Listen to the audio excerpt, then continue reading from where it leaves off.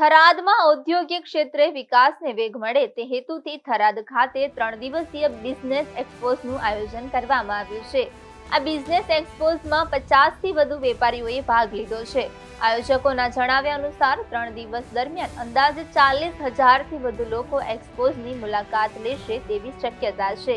આ બિઝનેસ એક્સપોઝમાં 1971ના ભારત પાકિસ્તાન યુદ્ધ દરમિયાન પાકિસ્તાનથી સ્થળાંતરણ કરીને થરાદના શિવનગર સોસાયટીમાં વસવાટ કરતા હિન્દુ પરિવારો દ્વારા બનાવવામાં આવેલી હસ્તકલા વસ્તુઓ વિશેષ આકર્ષણનું કેન્દ્ર બની છે। પોતાની કુશળતા અને પરંપરાગત આવડતથી તેમણે શુભ ભારત, ખારેક ભરત, પેચ વર્ક, ગોદડી, રાખડી સહિત અનેક પ્રકારના હેન્ડમેડ કપડાં અને હસ્તકલા પ્રોડક્ટ્સ તૈયાર કર્યા છે। આ હસ્તકલા દ્વારા બનાવેલી વસ્તુઓ ફક્ત ગુજરાતમાં જ નહીં પરંતુ સમગ્ર ભારતમાં વેચાય છે।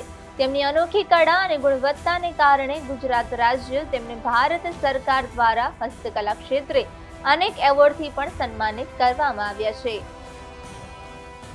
जो थराद अंदर बिजनेस एक्सपो अंदर अपनी साथ है कलावतीबेन जे 1971 भारत पाकिस्तान युद्ध पछी जे पाकिस्तान छोड़ीने आपणा गुजरात में भारत में गुजरात अंदर थरादना शिवनगर सोसायटी रोके जे समथिंग 40-50 वर्षथी अहीं आपणा थरादना शिवनगर सोसायटी में रहे छे।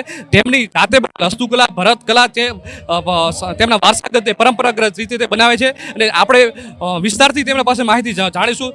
કલાવતીબેન, તમારું પૂરું નામ આપો અને કઈ રીતે આ વસ્તુકલા ભરતનાટ્યમ છે જે તમે તમારું જે વારસાગત છે જે જાતે બનાવેલું વર્ક છે તે કેટલી મહિલાઓ કામ કરે છે, કેટલા સમયથી મહિલાઓ કામ કરે છે અને કઈ રીતે માર્કેટિંગ કરવામાં આવે છે?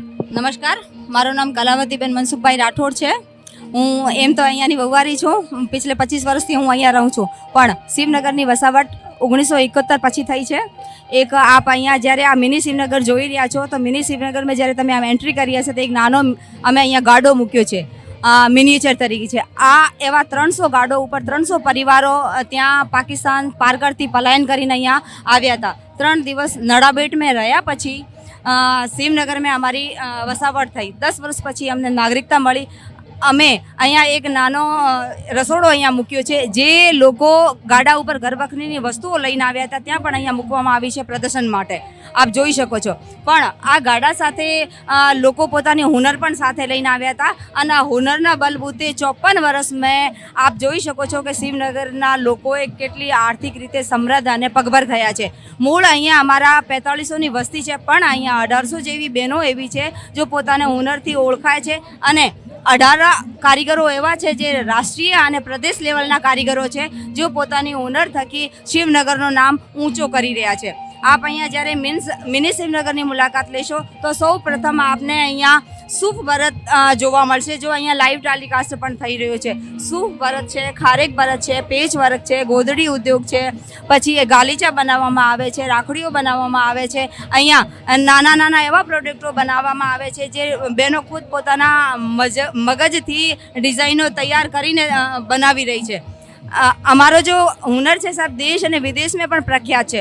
સૂફ ભરતની હું વાત કરું તો સૂફ ભરતને હાલ જ 2023 મેં જીઆઈ ટેગ પણ મળ્યો છે અને જીઆઈ ટેગ જોગ્રાફિકલ ઇન્ડિકેટર તરીકે ઓળખાય છે, જે મૂળ શિવનગરની બહેનો દ્વારા ઓરિજિનલ રીતે બનાવવામાં આવે છે। એવી રીતે અમે સૂફને પ્રખ્યાત કર્યું છે, એમ ભુજમાં બી બનાવવામાં આવે છે, અમારા ગામડાઓ છે ત્યાં બનાવે છે। પણ સાહેબ સૂફની ખાસિયત આ છે કે એના તાણાવાણા ગણીને કારીગર પોતાના મગજ સૂઝથી ડિઝાઇનો તૈયાર કરે છે અને કીચેનથી લગાવીને સાડી, સોલ, દુપટ્ટા, સ્ટોલ સુધી પ્રોડક્ટો અમે બનાવીએ છીએ। ત્યાર પછી આપ સૂફ પેચ વર્કનું કામ દેખશો તો પેચ વર્કમાં બી 700 જેવી બહેનો છે જે સંભાળી રહી છે અને પેચ વર્કમાં બી માણસો કાપડના ઉપર કામ કરતા હોય છે। પછી ગાલીચા ઉદ્યોગ છે, ગાલીચા ઉદ્યોગમાં બી ત્યાં ગાલીચાના લૂમ મૂકેલા છે અને કારીગરો કામ કરતા હોય છે। હાથ સાળની સાળો પણ બનાવે છે, ગોદડીઓ પણ બનાવે છે અને રાખડીઓ અને એવા અલગ અલગ નમૂના ઘર સાજના બનાવે છે જે આપણે બીજી જગ્યા જોવા ન મળી શકે। અને શિવનગર એવી રીતે આગળ વધી રહ્યું છે અને જે પ્રધાનમંત્રી નરેન્દ્ર મોદીજીનો આત્મનિર્ભરનો જે સપનો છે આ પણ પૂરો થઈ રહ્યો છે। અમારી બહેનો આત્મનિર્ભર થઈને દેશમાં આર્થિક રીતે સમૃદ્ધ અને પગભર થઈ રહી છે અને પોતાનો ભાગ ભજવી રહી છે એના અંદર।